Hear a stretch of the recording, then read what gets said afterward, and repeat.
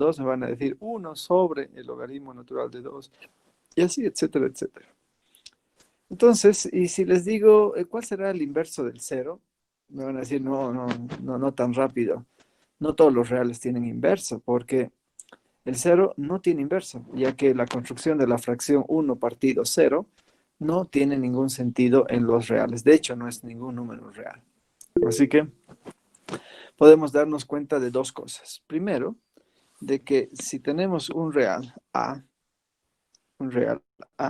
que es distinto de 0,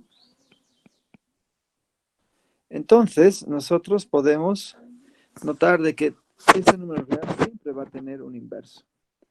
Y al multiplicar ese real por su inverso, vamos a tener siempre la unidad. Y esa unidad es para nosotros nuestro neutro multiplicativo. Ingeniero, buenos días, disculpe, pero no está grabando. Sí, no estoy grabando. Tienes toda la razón. Bien, y tampoco voy a grabar por si acaso. Tampoco voy a grabar. Ya les había advertido eso, ¿no? La anterior semana, en nuestra primera clase, que voy a dejar que ustedes puedan hacer screenshots de cada pizarra que yo tenga. Y si gustan, también ustedes pueden grabar. Pero la toma de datos y apuntes es un trabajo estrictamente personal, por favor. ¿De acuerdo? Ahora que alguien quiera compartir, o como lo hicieron el día de ayer, me parece excelente. Yo también me he permitido subir ese video al Classroom. ¿De acuerdo? Así que pueden tomar apuntes, pueden hacer screenshots o pueden ustedes mismos efectuar la grabación. Bien, entonces les decía de que cualquier número real no nulo en los reales tiene siempre un inverso multiplicativo. Y al multiplicar ese número real por su inverso multiplicativo, obtenemos el neutro multiplicativo, que es el 1 en los números reales. Inspirados en esta idea, nosotros vamos a definir la inversa matricial. ¿Qué significa eso? Que si nosotros tenemos una matriz cuadrada, la vamos a llamar a esa matriz cuadrada no singular o simplemente invertible, si solamente si existe una matriz B también del mismo orden que la matriz A, tal que al multiplicarlas en cualquier orden, nos reproduce la matriz que actúa como neutra multiplicativa en esta álgebra matricial, que es precisamente la matriz identidad. ¿De acuerdo? A esa matriz la vamos a llamar inversa. Fíjense, aquí estamos haciendo lo mismo. Cuando multiplicamos una matriz por su inversa, nos da la identidad. Cuando multiplicamos una matriz por su inversa, nos da la identidad. Cuando multiplicamos la inversa por la matriz, nos da la identidad, sin importar cuál sea el orden. A esa matriz la vamos a llamar inversa de A. Por ejemplo, si A es esta matriz cuadradita de orden 2 y queremos hallar la inversa de A, podemos nosotros ver lo siguiente. Supongamos que sea B, esta matriz, ¿sí? Esta matriz A, B, C, D, no sé, no conocemos los valores de A, B, ni C, ni D, y supongamos que es una inversa de la matriz A. Entonces, lo único que sabemos es que cuando se multiplican entre sí, nos tiene que dar la matriz de identidad, y eso es lo que vamos a hacer. Voy a multiplicar estas dos matrices entre sí, y la vamos a igualar a la matriz de identidad de orden 2. Multiplicamos, al multiplicar nos genera esta matriz, igualamos esta otra, y de acá se forma un sistema pequeño de 4 ecuaciones con 4 incógnitas. Las 4 incógnitas son estas, y aquí están las 4 ecuaciones, ¿no? Vamos igualando 4a menos 6c igual a 1, 4b menos 6d igual a 0, y así menos 2a más 3c igual a 0, menos 2b más 3d igual a 1. Entonces, el momento en que nosotros queremos resolver, ocurre algo interesante, ¿ya? Fíjense que si multiplicamos por menos 2 a ambos miembros de esta tercera ecuación, voy a tener menos 2 por menos 2a, 4a, menos 2 por 3c, menos 6c. Y esto igual a 0. ¿Pero qué significa esto? Que 4 veces a menos 6c es igual a 1. Entonces tengo derecho a reemplazar en 4 veces a menos 6c 1. Y hemos arribado a lo que estoy llamando aquí un absurdo. Es decir, en términos de la lógica proposicional, hemos caído en una inconsistencia. estamos frente a una teoría contradictoria, porque sabemos que 1 y 0 son diferentes. ¿Eso qué quiere decir? Que este sistema no tiene solución. No vamos a encontrar 4 valores A, B, C, D que satisfagan las 4 ecuaciones. ¿Eso qué quiere decir? Que no existe esta matriz B.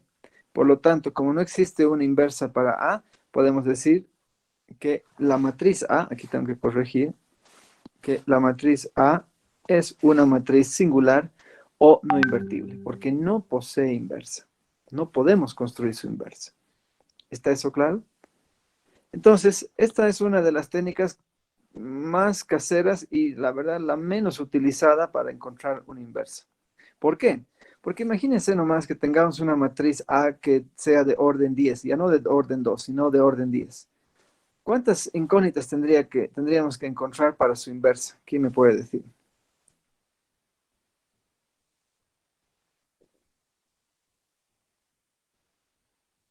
Si A es una matriz de orden 100, la matriz B es del mismo tamaño que A. Entonces, ¿cuántas celdas hay en la matriz B si es que A es de orden 10?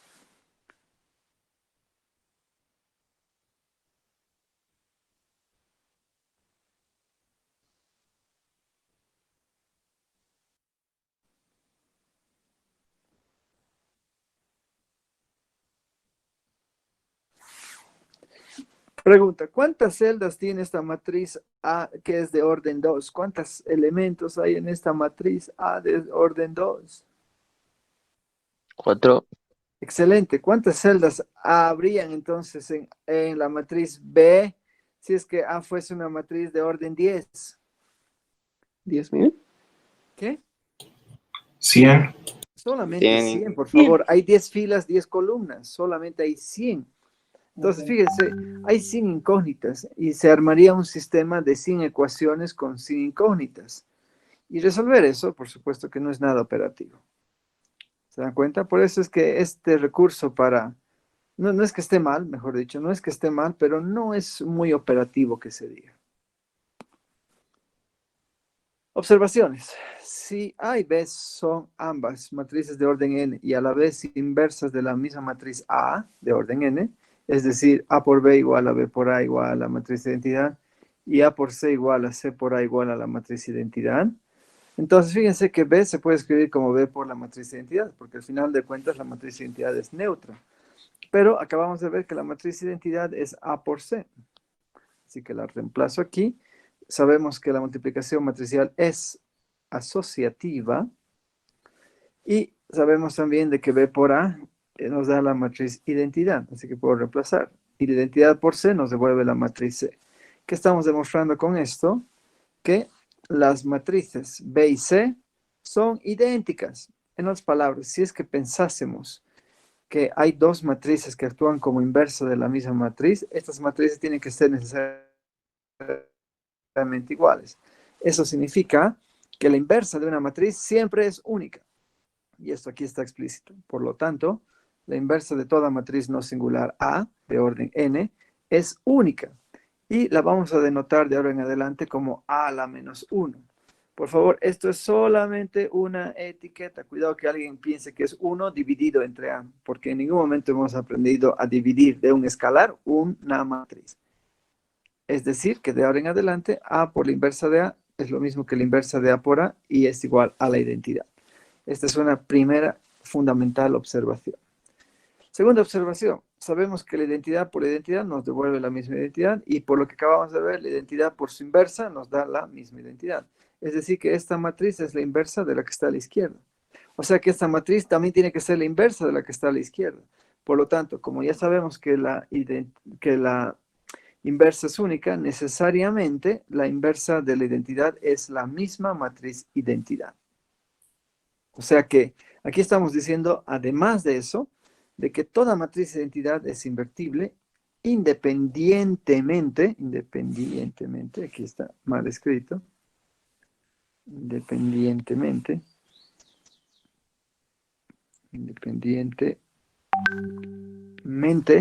de su orden.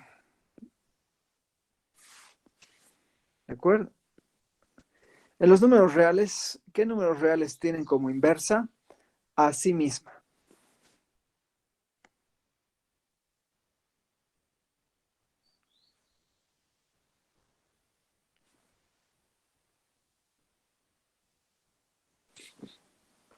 ¿Mm? ¿Qué número real tiene como inversa a sí misma? El 1. Correcto, pero no es el único. ¿Qué otro más?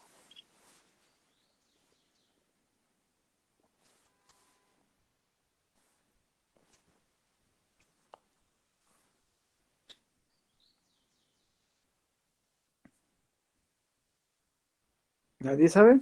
El menos uno, ¿no? Si yo les digo, calcúleme el inverso multiplicativo de menos uno, me van a devolver el mismo menos uno. Aquí en las matrices, la inversa matricial de la identidad es la misma matriz identidad. Bien, hasta aquí alguna pregunta. Continuemos entonces con las propiedades. Sean A y B matrices de orden n no singulares y K que sea un real no nulo. Primera propiedad, la inversa de la inversa de una matriz es la misma matriz, muy fácil de ver. La inversa de un producto de matrices es la multiplicación de las inversas de cada factor, pero ojo con el orden permutado. La inversa de un escalar por una matriz es el inverso del escalar, por eso es que hemos elegido un escalar no nulo para que este denominador jamás sea cero, y por la inversa de la matriz A. Después, la inversa de cualquier potencia de la matriz A es la misma potencia de su inversa, donde P es para nosotros cualquier número entero. Bien, vamos a presentar, si bien el MATLAB tiene una función que con un clic nos calcula la inversa cuando esta matriz es invertible, vamos a presentar un método que es mucho mejor que el de estar resolviendo el sistema de ecuaciones que vimos inicialmente. Y este método se conoce como el de Gauss-Jordan o Gauss-Jordan, como quieran pronunciar. Para esto necesitamos definir previamente una relación de equivalencia matricial por filas entre dos matrices del mismo tamaño. ¿De acuerdo? Recordemos que desde álgebra 1, que una relación de equivalencia siempre es una relación transitiva, simétrica y reflexiva. Entonces, ¿cómo se define esta relación de equivalencia matricial entre dos matrices del mismo tamaño? Vamos a decir que va a haber una relación de equivalencia por filas si entre dos matrices, si una de ellas resulta de permutar dos filas de la otra matriz, multiplicar por un escalar no nulo a una fila de la otra matriz, adicionar el múltiplo escalar de una matriz. Estas se conocen como operaciones elementales.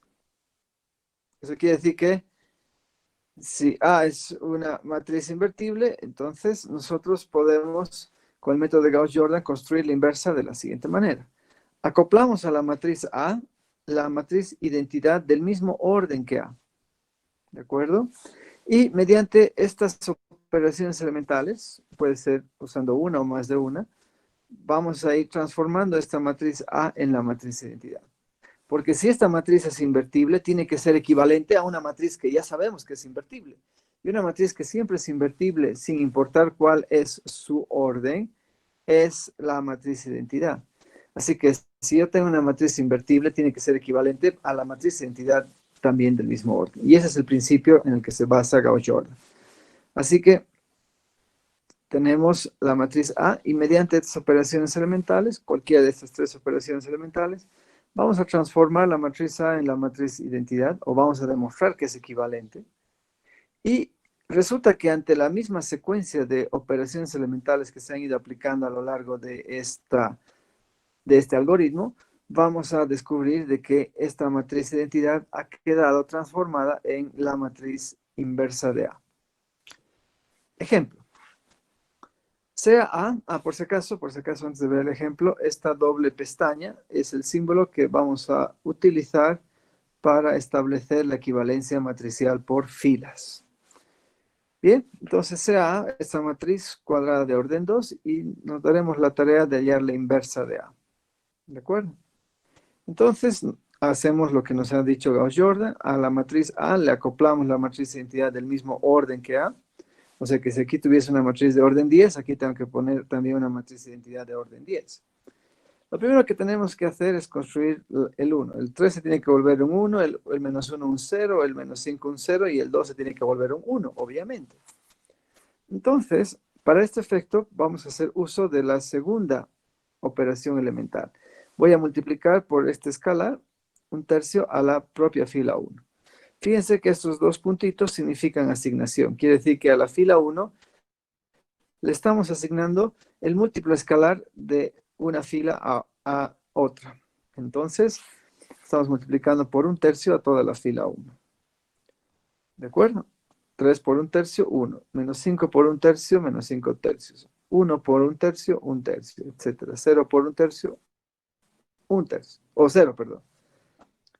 Bien, una vez que tenemos esta unidad, hacemos que este elemento sea 0. ¿Cómo? Cambiamos el signo del elemento que queremos anular, multiplicamos por la fila que contiene esta unidad y adicionamos la propia fila que se está queriendo transformar. Y así hemos de esa forma construido esta nueva fila.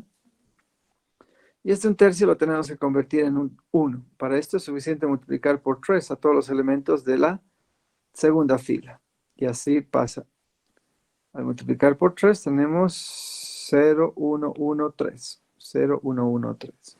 Sigamos. ¿Y qué pasó aquí?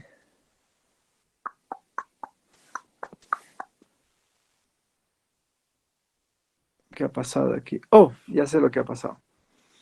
Fíjense. Una vez que tenemos esto, una vez que tenemos este 1, ¿cómo convertimos el menos 5 tercios en 0? Muy fácil. Cambiamos el signo del elemento que queremos anular, multiplicamos por la fila que contiene a la unidad y volvemos a adicionar la fila 1. Es decir, estamos adicionando el múltiplo escalar de una fila a otra fila. Entonces, al hacer eso, vamos a tener 5, para la fila 1, 5 tercios de la fila 2, o sea que eso es 0 más 1 es 1. 5 tercios de 1 más menos 5 tercios es 0. 5 tercios de 1 más 1 tercio, eso es 6 tercios, nos da 2. Y aquí abajo, 5 tercios por 3, eso es 5 más 0, ahí está el 5. Así que observen que ya hemos llegado a la matriz de identidad. Por lo tanto, la inversa de A tiene que ser la matriz que está a la derecha de la matriz identidad. De esa manera, hemos encontrado que la inversa de la matriz A es la matriz que está a la derecha de la matriz identidad. Nada más. Pero, ¿cuál es la gran ventaja que tiene el método de Gauss-Jordan? Resulta que nosotros podemos no solamente encontrar la inversa con el método de Gauss-Jordan, sino que también podemos testear cuando una matriz no es invertible. Y aquí va el segundo ejemplo. En esta ocasión, nos estamos dando una matriz cuadrada de orden 3 y queremos hallar si es que existe la inversa de A. Entonces, a esta matriz le acoplamos la matriz identidad y vamos construyendo la matriz identidad, mediante columnas. Aquí va la primera columna y aquí vamos con la segunda columna y ¡paf! Resulta que hemos llegado a una fila llena de ceros en la matriz equivalente de A. Y aquí caemos en un terrible problema. ¿Por qué? Porque ante ninguna operación elemental sobre filas, este 0 que está en la tercera fila, tercera columna, va a poder convertirse en un 1. No hay ninguna operación. Porque el 0 no tiene inversa multiplicativa, o sea que no voy a poder multiplicar por ningún número que lo vuelva 1 al 0. No voy a poder permutar las filas, ni la fila 1 con la 3, ni la fila 2 con la 3, porque el momento en que lo hago, destruyo la construcción de estas dos primeras columnas. Y lo mismo va a pasar si es que adiciono el múltiplo de cualquiera de estas filas, ya sea la 2 o la 1, a la tercera fila. Es decir, dejamos de tener estos ceros que teníamos inicialmente. Por lo tanto, ¿qué estamos demostrando con esto? Que la matriz A jamás va a ser equivalente por filas a la matriz identidad. La matriz A no es equivalente por filas a la matriz identidad de orden 3. Entonces, si A no es equivalente a una matriz que es invertible, es porque la matriz A no va a ser invertible. Eso quiere decir que la matriz A es una matriz completamente singular. ¿De acuerdo? Ahí estamos. Ya no hay más. Y con eso estamos listos.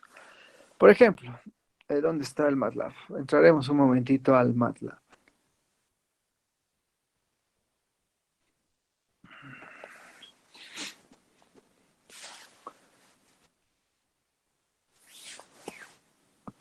introduzca el comando. Vamos a limpiar un ratito. Excelente. Muy bien, entonces nos daremos un formato primero.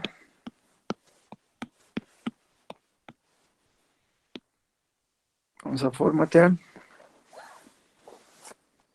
Y bueno, ¿qué podemos hacer? Imagínense, yo construyo una matriz arbitraria. Nos vamos a dar una matriz arbitraria de 4x4, ¿les parece?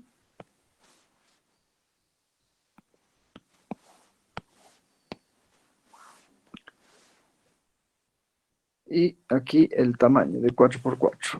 Ahí está. Y ¿qué es lo que queremos hacer? Es ver si esta matriz es o no invertible. Entonces, en el MATLAB tenemos dos opciones para invertir. Una opción es poner inversa de A, que la vamos a llamar B, ¿les parece? B va a ser la inversa y entre paréntesis el nombre de la matriz que queremos invertir. Y aquí está su inversa. ¿Cómo sé que es su inversa? Porque al multiplicar A por la matriz B, ¿qué nos tendría que devolver? La matriz Identidad. Así es. ¿No? Fíjense que hay puro unos en la diagonal principal y, oh, sorpresa, no aparecen ceros fuera de la diagonal principal, aparecen en algunos puntos asteriscos. ¿No es cierto? ¿Qué significa eso de los asteriscos? Significa que el MATLAB no está seguro que sea cero, pero nos está diciendo que esos asteriscos son números muy, pero muy próximos al cero. ¿De acuerdo? De la misma manera, si multiplicase B por la matriz A, ¿qué nos va a devolver? De nuevo, la identidad, ¿no es cierto? Pero esos asteriscos, evidentemente, son números muy, muy, muy próximos al cero. Eso no hay que perder de vista cada vez que aparezca eso. Muy bien.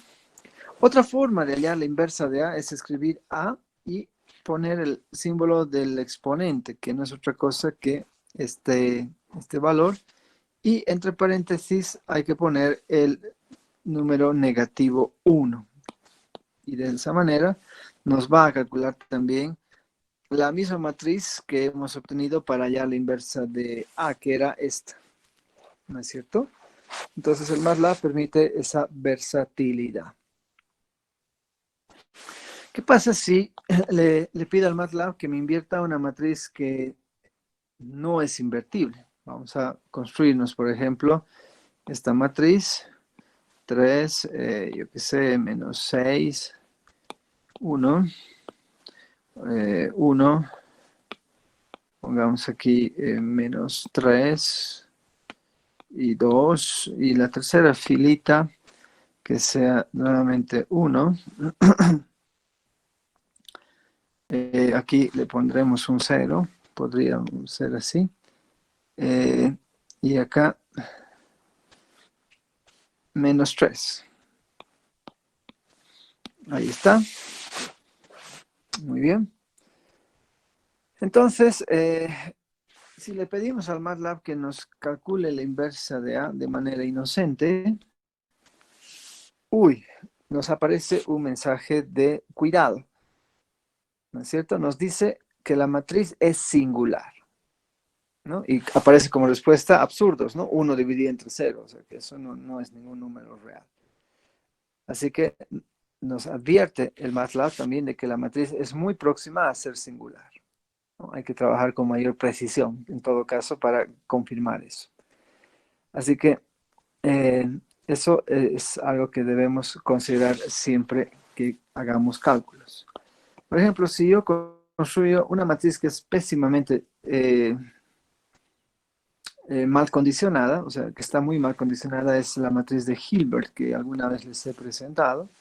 Supongamos que tenemos la matriz de Hilbert de orden 7 y le pedimos amistosamente al MATLAB que llame a la matriz B la inversa de A. La inversa de A.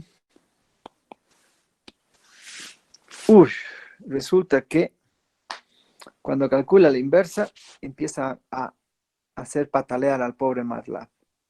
Fíjense, aparecen estos asteriscos, ¿no es cierto? En la inversa de A. Pero ahora les pregunto, ¿estos asteriscos serán ceros?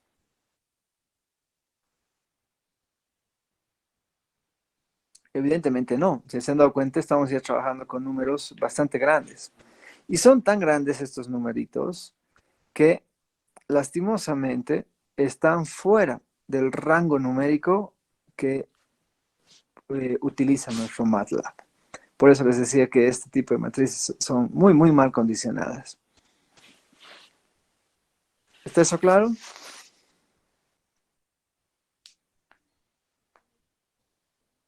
Entonces tenemos tres recursos para hallar la inversa, ¿no? Un recurso casero, que es resolviendo sistemas. Dos, utilizando el método de Gauss-Jordan. Y tres, acudiendo a la tecnología, pero ojo, ¿sí? Estando siempre conscientes que la tecnología es definitivamente un recurso muy limitado, ¿no es cierto? Y aquí estamos encontrando problemas, ¿no? Incluso con el MATLAB. ¿Está claro? ¿Alguna pregunta hasta aquí?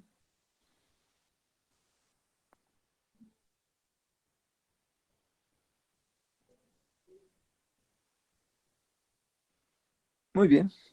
Entonces, ¿qué tenemos que hacer ahora? Irnos a la sección de cualquiera de los dos libros que tenemos como base de la materia, donde habla sobre la inversa matricial, y ponernos a trabajar todos los ejercicios impares de esa sección. ¿Por qué los impares? Porque ustedes van a poder cotejar sus resultados con los que aparecen al final del libro. Muy bien. Entonces, con esto termina esta sección. La siguiente semana ya empezamos a trabajar con las matrices especiales. ¿De acuerdo? Matrices especiales. Y para este efecto, les voy a pedir que hagamos una pequeña tarea de indagación para hacer más ágil la siguiente clase, porque realmente son muchas matrices especiales. Y les voy a pedir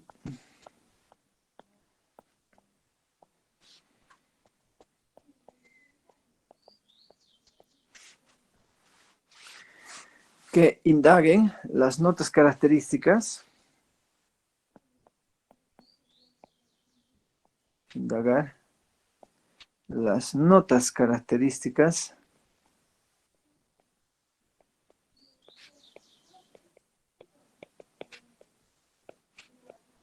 y principales propiedades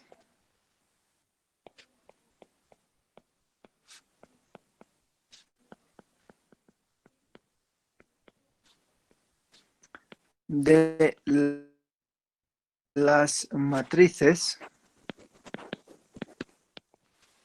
1 transpuestas,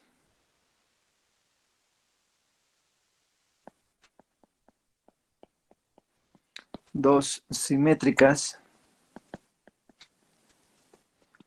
3 antisimétricas,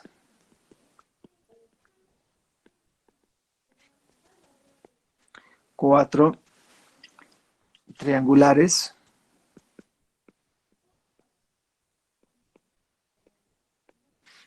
ya tenemos de dos tipos, las triangulares superiores, la triangular superior, la triangular inferior. 5 las matrices diagonales. 6 las matrices idempotentes.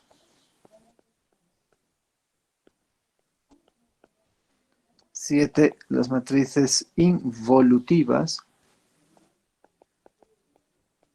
8 las matrices nilpotentes.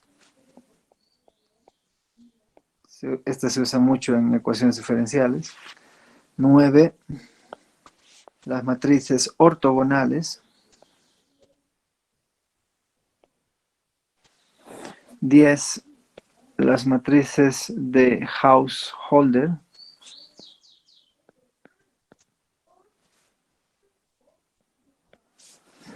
las matrices de Vandermonde. 12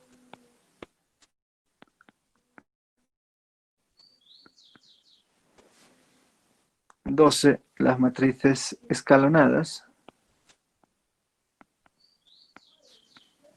y reducidas por filas.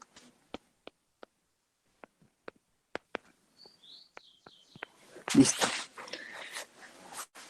¿Está claro? Entonces tenemos que indagar las notas características y principales propiedades de todas estas familias de matrices. ¿De acuerdo? Por ejemplo, las matrices ortogonales son aquellas matrices cuya inversa es igual a su misma transpuesta. Ah, perfecto. Esa es la nota característica, esa es la definición, si ustedes quieren, de este tipo de matrices. ¿Qué propiedades tienen? Ah, estas matrices son siempre invertibles. Listo, esa es una propiedad bien importante. ¿De acuerdo? Bien, entonces necesitamos, muchas de ellas tienen más de una propiedad importante, así que hagan nomás el listado que sea necesario. Bien, entonces con esto ya estaríamos listos para empezar. Una vez que superemos esto, ya estaríamos listos para empezar a trabajar los sistemas de ecuaciones lineales, que es la parte medular de la primera unidad. Bien, ¿alguna pregunta hasta aquí?